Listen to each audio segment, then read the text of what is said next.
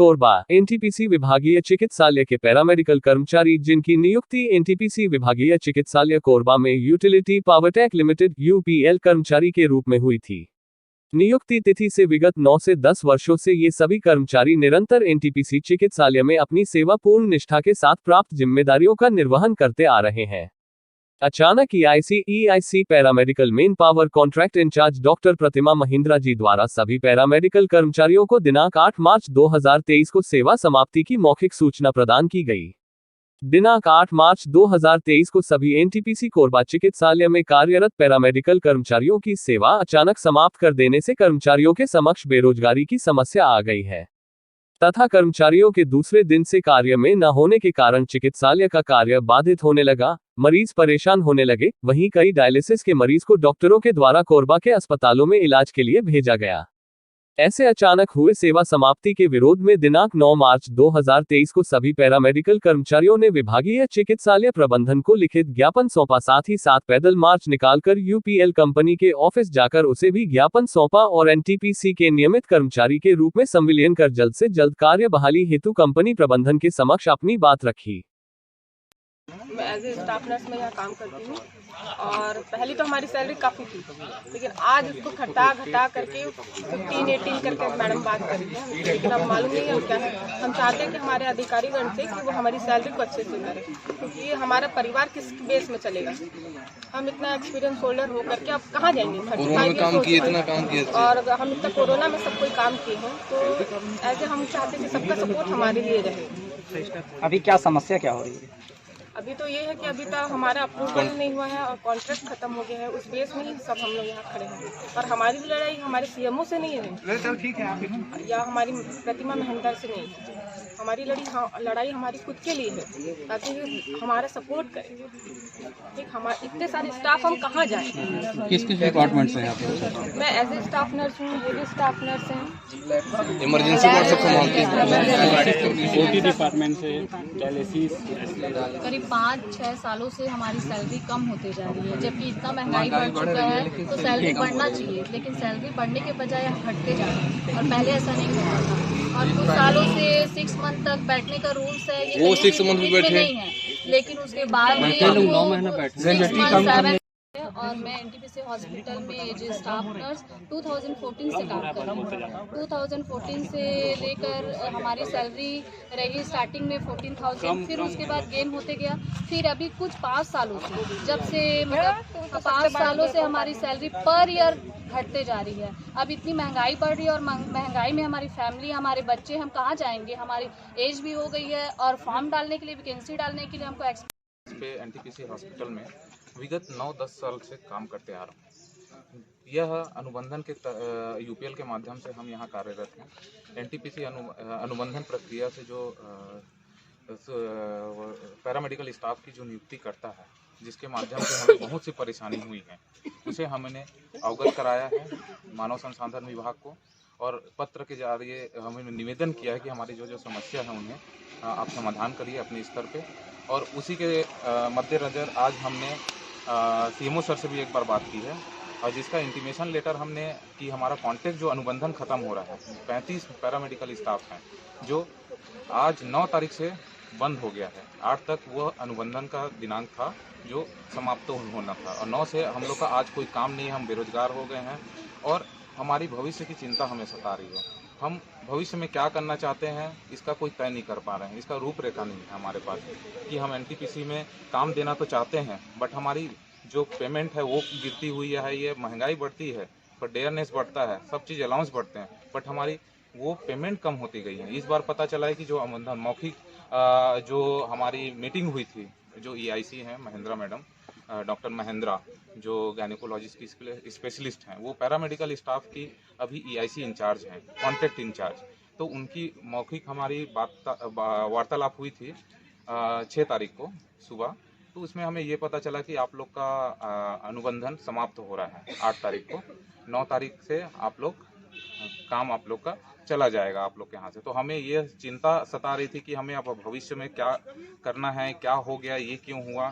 फिर ये सब चीज़ हमारे लिए एक चिंता का विषय बन गया, क्योंकि हमारी उम्र अब काम करते करते लगभग 30 से 35 साल हो गई है।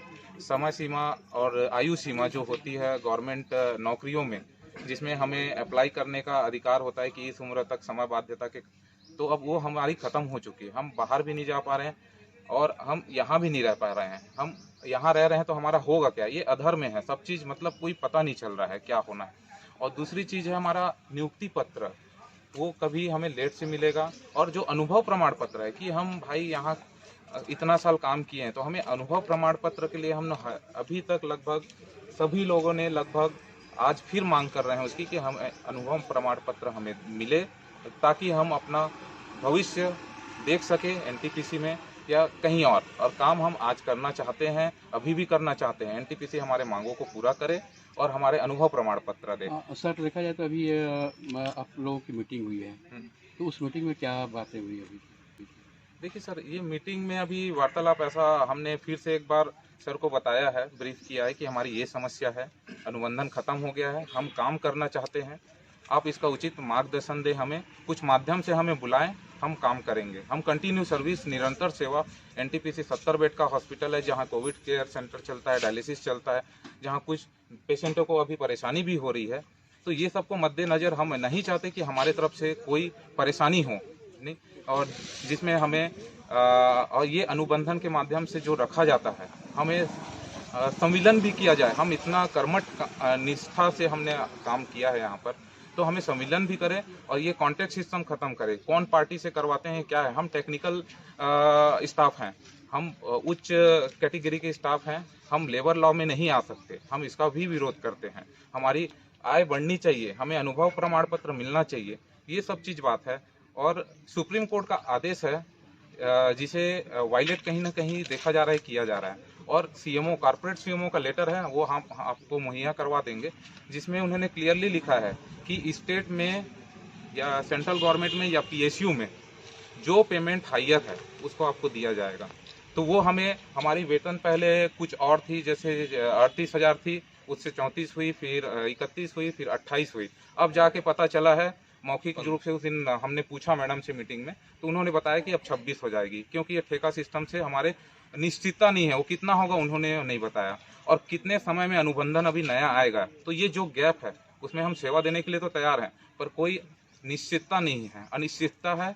और यहाँ पर कहीं ना कहीं हमें ये दिखता है कि संवेदनहीनता जो नज़र आ रही है कि हमारे लाइफ से लेके, भविष्य से लेके, और ये सब चीज़ हमारे लिए बहुत खतरा का है, हमारे भविष्य के लिए और पेशेंट के लिए खतरे, क्योंकि ये हॉस्पिटल आसपास में सोशल रिस्पॉन्सिबिलिटी भी में काम करता है। क्या चाहते हैं आप? हम लोग ये चाहते हैं कि हमारी जो मांगे हैं कि संविलियन किया जाए, ये सब चीज़ समाप्त किया जाए। हम लोग इतने साल काम किए, हमें संविलियन कर दिया जाए। और दूसरा कि ये जो अनुबंधन प्रथा से जो काम की जाती है, जब तक हमें रखें अच्छा इक्वल वर्क इक्वल पेमेंट दें, नहीं, हमें अनुभव प्रमाण पत्र देते रहें, हम उसका जो भी काम है, जैसा भी काम है, हमारे पद के अनुसार हम उनसे कभी भी देने के लिए बस पत्र माध्यम से पत्राचार हो, हमें बुलाए, हम करें। हम अभी भी देना चाहते हैं, अनुबंधन खत्म होने के बाद। आज किसी अधिकारी से बात हुई? अधिकारी से आज सीएमओ सर से बात हुई है, और महेंद्रा मैडम जो EIC हैं, इस कॉन्ट्रैक्ट की इंचार्ज थी, उनसे भी हम अवगत कराएं। हमें पूरे उन्होंने आश्वासन के तौर पे कहा है कि मैं HR डिपार्टमेंट हेड जो हैं, AGM, general manager, assistant general manager HR से, मैं उनसे कि ये जो अनुबंधन प्रथा से जो काम की जाती है, जब तक हमें रखें अच्छा इक्वल वर्क इक्वल पेमेंट दें, नहीं, हमें अनुभव प्रमाण पत्र देते रहें, हम उसका जो भी काम है, जैसा भी काम है, हमारे पद के अनुसार हम उनसे कभी भी देने के लिए बस पत्र माध्यम से पत्राचार हो, हमें बुलाए, हम करें। हम अभी भी देना चाहते हैं, अनुबंधन खत्म होने के बाद। आज किसी अधिकारी से बात हुई? अधिकारी से आज सीएमओ सर से बात हुई है, और महेंद्रा मैडम जो EIC हैं, इस कॉन्ट्रैक्ट की इंचार्ज थी, उनसे भी हम अवगत कराएं। हमें पूरे उन्होंने आश्वासन के तौर पे कहा है कि मैं HR डिपार्टमेंट हेड जो हैं, AGM, general manager, assistant general manager HR से, मैं उनसे जाके बात करता हूं, आपकी समस्या को रखता हूं, और BOH से मैं बात करता हूं, जो यहाँ के यूनिट हेड हैं, उनसे मैं बात करता हूं, फिर वो आपसे अवगत कराते हैं।